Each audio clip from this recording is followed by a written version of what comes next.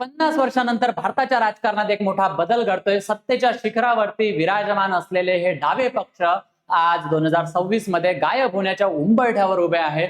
1957 मध्ये इतिहास घडवणारे हे कम्युनिस्ट, 1977 मध्ये सत्तेवर मजबूत पकड ठेवणारे हे डावे पक्ष आज 2026 मध्ये नीलबटा सन्नाटा होताना दिसत आहे. एकाही राज्यात डाव्या पक्षांना आपलं सरकार वाचवता आलेलं नाही आणि याच अनुषंगाने डाव्या पक्षांचा जो लाल झेंडा आहे तो खाली उतरलेला आहे आणि भारतात कम्युनिस्टांची सत्ता ही संपलेली आहे. याच अनुषंगाने आपण आजच्या या व्हिडिओच्या माध्यमातून नेमकं कम्युनिस्टांचं राजकारण कसा राहिलेला आहे, त्यांचा प्रवास कसा राहिलेला आहे हे या व्हिडिओच्या माध्यमातून समजून घेणार आहोत. So hello aspirants, welcome to all. मी प्रतीक कुमार स्वागत करतो तुम्हा सर्वांचं पुन्हा एकदा एओनायसच्या युट्यूब प्लॅटफॉर्म वरती.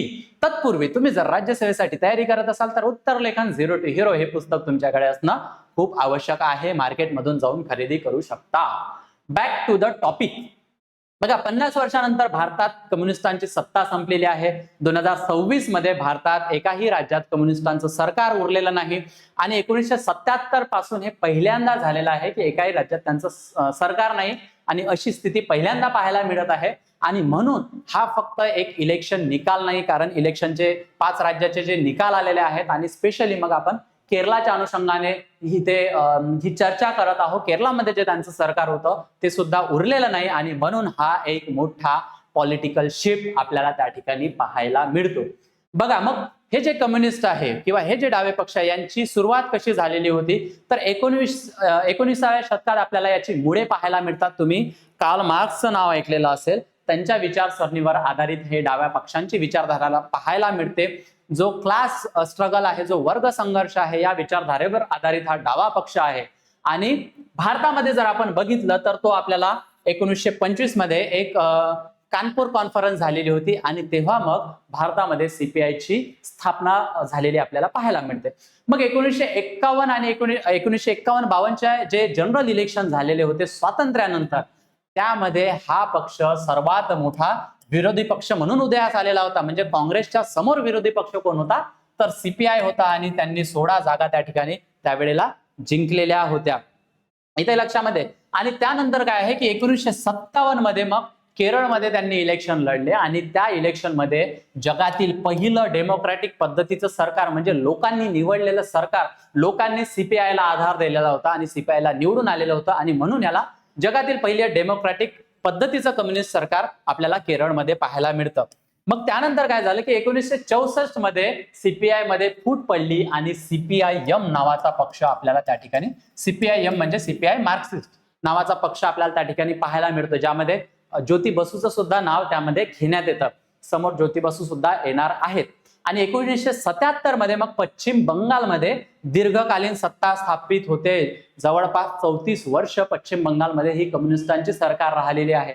आणि जे मी ज्योती बसूंचं नाव घेतलं ना ते पश्चिम बंगालमध्ये चीफ मिनिस्टर म्हणजे मुख्यमंत्री राहिलेले आपल्याला दिसून येतात. इतकंच नाही तर त्रिपुरामध्ये सुद्धा त्यांनी आपलं सरकार बनवलेलं आहे आणि 20 पेक्षा अधिक वर्ष त्यांनी त्रिपुरामध्ये सुद्धा सरकार चालवलेलं आहे आणि केरळमध्ये. सो अशा पद्धतीनं त्यांचा कम्युनिस्टचा जो भारतामध्ये उदय झालेला आहे तो अशा पद्धतीनं आपल्याला पाहायला मिळतो. बरं, पुढे बघा, पुढे काय आहे तर सर्वोच्च जो प्रभाव आहे कम्युनिस्टांचा भारतीय राजकारणावर तो कशा पद्धतीने राहिलेला आहे तर जसं की मी तुम्हाला सांगितलं की पश्चिम बंगालमध्ये 1977 मध्ये तब्बल 23 वर्ष एक हाती सत्ता कोणी पाहिलेली आहे, ज्योती बसू यांनी टिकवलेली आहे. आणि त्याच्यानंतर 2011 पर्यंत ही सत्ता तशीच कायम होती. ठीक आहे, इथं लक्षामध्ये 34 वर्ष त्यांची सीपीआयची सरकार पश्चिम बंगालमध्ये राहिलेली आहे. हे बघा या ठिकाणी. एवढंच नाही तर 1996 मध्ये जे जनरल इलेक्शन झालेले होते आणि त्यामध्ये स्पष्ट बहुमत हे कुठल्याही पार्टीला आपल्याला दिसून येत नाही. त्यामध्ये तुम्ही अटल बिहारी वाजपेयींची सरकार पाहिलेली असेल, जे फक्त 13 दिवस टिकलेलं सरकार होतं आणि अशातच मग त्यांना राजीनामा द्यावा लागला होता आणि मग एक युनायटेड फ्रंट तयार करण्यात आलेला होता, ज्यामध्ये छोटे छोटे जे 13 पक्ष आहेत ते एकत्रित आलेले होते. जनता दलनी त्याला लीड केलेलं होतं. तेव्हा सीपीआयला प्राईम मिनिस्टर होण्याची जी संधी मिळालेली होती, पण त्यांचं जे राजकारण आहे, त्यांची जी विचारधारा आहे ती खूप वेगळ्या पद्धतीची होती आणि म्हणून त्यांनी प्राईम मिनिस्टर पद सुद्धा नाकारलेलं होतं. त्यांनी फक्त सपोर्ट दिलेला होता. सो तेव्हा त्यांनी सत्ता गमावली. या पद्धतीचा प्रभाव सीपीआयचा राहिलेला आहे. इतकंच नाही तर 2008 मध्ये जे युपीएची जे गव्हर्नमेंट होती, ज्यामध्ये प्रामुख्याने आपल्याला काँग्रेस पाहायला मिळतो, त्याला सुद्धा तेव्हा सीपीआयवर बऱ्यापैकी प्रमाणात त्याच्यावर अवलंबून राहावं लागत होतं. आणि जे इंडो न्यूक्लिअर डील जी अमेरिकेसोबत न्यूक्लिअर रिलेटेड होणार होती, या डील साठी सीपीआयने जो आहे तो नकार दिलेला होता. अन्यथा आम्ही तुमचा जो सपोर्ट आहे तो काढून घेणार, असं काँग्रेसला त्यांनी दबाव ठेवलेलं होतं, सरकारवर दबाव निर्माण केलेला होता. आणि या पद्धतीचा प्रभाव सीपीआयला आपल्याला पाहायला मिळतो. जनरली तेव्हा काँग्रेसची सरकार पडली नाही, यांनी जो आपला हे आहे तो काढून घेतलेला होता, सपोर्ट काढून घेतलेला होता. आणि अशा पद्धतीचा प्रभाव पाहत असताना पश्चिम बंगाल, केरळ आणि त्रिपुरा या 3 राज्यात या सीपीआयचा जो आहे तो प्रभाव आपल्याला पाहायला मिळतो. आणि एकूणच राजकारण त्यांनी या पद्धतीचं केलेलं दिसतं. यांचं राजकारण कष्टकरी जनता, कामकरी जनता, म्हणजे त्यांची आयडिओलॉजीज जे वर्ग संघर्षाला घेऊन आलेले आहे त्या पद्धतीचं राजकारण त्यांनी केलेलं दिसतं. बरं, पुढे बघा. मग एवढ्या चांगला यांचं सरकार सुरू होतं, एक हाती यांनी सत्ता गाजवलेली होती, तर नेमकं यांचं आता पतन कसं झालेलं आहे, यांचं डिक्लाइन कशा पद्धतीने झालेलं आहे. तर सर्वप्रथम आपल्याला पाहायला मिळतं की 2011 मध्ये ममता बॅनर्जी नावाची हवा पश्चिम बंगालमध्ये पाहायला मिळतात. जी हवा आता बीजेपीची पश्चिम बंगालमध्ये झालेली आहे, ती हवा ममता बॅनर्जीची त्या ठिकाणी होती. आणि बंगालमधून सीपीआयला हे बाहेर पाडतात, सरकारमधून त्यांना बाहेर खेचतात आणि ममता बॅनर्जी सरकार स्थापन करतात. एवढंच नाही तर 2018 मध्ये त्रिपुरा मधलं सरकार यांचं चाललं जातं, कारण 2014 मध्ये बीजेपी जो उदयास आलेला आहे आणि त्यांनी जो वोटर शिफ्ट केलेला आहे, याचं एक कारण त्रिपुरामध्ये सीपीआयचं सरकार गमावणं हे सुद्धा आपल्याला त्या ठिकाणी दिसून येतं. आणि इतकंच नाही तर सर्वात महत्वाचं, जर मग एखाद्या पॉलिटिकल पार्टीचं किंवा एखाद्या पक्षाचं पतन होत असेल तर त्याला कारणीभूत 2च गोष्टी असतात. एक तर त्या पक्षाची आयडिओलॉजी किंवा त्या पक्षाची असणारी लिडरशिप. आणि या 2 गोष्टीमुळं जे सीपीआयचं प्रभुत्व आहे ते कमी झालेलं दिसतं, त्यांचं पतन कमी झालेलं असतं.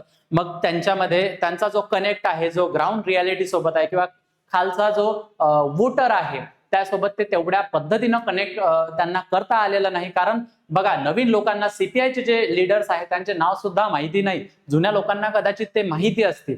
ठीक आहे. सो हे त्यांचं एक ड्रॉबॅक राहिलेला आहे, त्यांच्या लिडरशिपचा ड्रॉबॅक राहिलेला आहे. यंगस्टर जे आहेत त्यांच्या पार्टीमध्ये आपल्याला प्रामुख्याने दिसून आले नाही. मधात एक कन्हैया कुमारचा फेज आलेला होता, जो यंग लीडर म्हणून आपण सीपीआय मध्ये कन्हैया कुमारला ओळखत होतो, पण त्यानंतर कन्हैया कुमार सुद्धा काँग्रेसमध्ये शिफ्ट झालेला आपल्याला त्या ठिकाणी दिसून येतं. आणि आयडिओलॉजीचा जो प्रभाव आहे, आयडिओलॉजी आताच्या पॉप्युलेशन सोबत, आताच्या लोकांसोबत तितक्या पद्धतीने कनेक्ट होताना दिसून येत नाही. आणि ही सर्व सीपीआयच्या डिक्लाइनची कारणं आपल्याला त्या ठिकाणी दिसून येतात. येते लक्षामध्ये. पुढे बघा. मग आता सध्याची स्थिती आणि याचा अर्थ आपल्याला कशा पद्धतीत घेता येईल. हे जे डिक्लाइन झालेलं आहे, यांचं जे राजकारण आहे ते संपुष्टात आलेलं आहे, एकाही राज्यात सत्ता उरलेली नाही आहे. तर 2026 मध्ये केरळमध्येही आता त्यांना पराभव घ्यावा लागलेला आहे. आणि पिनाराई विजयन नेतृत्वाखाली एलडीएफ म्हणजे लेफ्ट डेमोक्रॅटिक फ्रंट जो आहे तो अडचणीत आलेला आहे. हे तिथले केरळमधले मुख्यमंत्री सुद्धा राहिलेले आहे. आणि म्हणून भारतात आता एकाही कम्युनिस्टांचं सरकार एकाही राज्यात पाहायला मिळत नाही. ही सध्याची स्थिती भारतामध्ये कम्युनिस्टांची आपल्याला पाहायला मिळतं. मग याचा जो अर्थ आहे तो आता आपण काय घ्यायचा आहे, तर बदलत्या राजकीय स्वरूपाची जे विचारधारा आहे, जे पॉलिटिकल नरेटिव्ह ज्या पद्धतीनं बदललेला आहे, याच पद्धतीनं मग आता हा अर्थ आपल्याला काढावा लागेल की लोकांनी डाव्यांना थोडं बाजूला सारलेलं दिसतंय आणि म्हणून यांची सत्ता एकाही राज्यात आपल्याला पाहायला मिळत नाही. सो कम्युनिस्टांचा नेमका कसा प्रवास राहिलेला आपण या व्हिडिओच्या माध्यमातून जाणून घेतलेला आहे. आणि सध्याची परिस्थिती काय आहे, लोकांचा जो बदललेला कल आहे, जो डाव्यांना त्यांनी डावललेला आहे, या पद्धतीचा आता कल आपल्याला दिसून येतो. नेमका आता भविष्यात यांची विचारधारा ग्राउंड लेवलला कशा पद्धतीने पोहोचणार आहे, परत हे सत्तेत वापस येतील का, परत स्वतःला सेटबॅक करतील का, या गोष्टी पाहणं आता भविष्यामध्ये आपल्याला माहिती पडतील. पण तुम्ही जर आता राज्यसेवेसाठी 2027 साठी तयार करत असाल तर समर्पण नावाची बॅच आम्ही लॉन्च केलेली आहे, जी एकदम माफक दरात 29,999 रुपयाला तुम्हाला अवेलेबल असणार आहे. लाईव्ह प्लस रेकॉर्डेड स्वरूपाची याची वैशिष्ट्य, प्रिलिम्स प्लस मेन्स, सर्वात महत्वाचं तुम्हाला लाईफ टाइम व्हॅलिडिटी मिळणार आहे जोपर्यंत तुमचं सिलेक्शन होणार नाही. Basic to advance NCERT coverage, answer writing practice, PYQ analysis, study note, test series, mentorship अशा इतर गोष्टी तुम्हाला त्या ठिकाणी अवेलेबल असतील. तुम्हाला जर या बॅचची किंमत खूप जास्त वाटत असेल तर यूज माय कुपन कोड प्रतीक सर, योग्य ते डिस्काउंट देण्यात येईल. A1IS ऍप्लिकेशन डाउनलोड करायला विसरू नका. ऍप स्टोअर आणि गुगल प्ले स्टोअरला अवेलेबल आहे. हाय इल नोट्स, एनसीईआरटी आणि state books, current affairs, mind map, syllabus, quiz, अजूनही इतर गोष्टी. तुम्हाला जर नोट्स हव्या असतील पीडीएफ स्वरूपात, हा क्यूआर कोड स्कॅन करा आणि A1ISच्या टेलिग्राम चॅनलला जॉईन करा. अधिक माहितीसाठी मी तुम्हाला इथे संपर्क देतोय. तुमच्या जर काही क्वेरीज असतील तर निश्चित संपर्क साधा. निश्चित तुम्हाला त्या ठिकाणी मार्गदर्शन करण्यात येईल. पुन्हा भेटूया. आता इथेच थांबूया. एका नवीन व्हिडिओ सोबत लवकरच येतो मी तुमच्याशी संवाद साधायला. सो आता इथेच थांबूया. थँक्यू.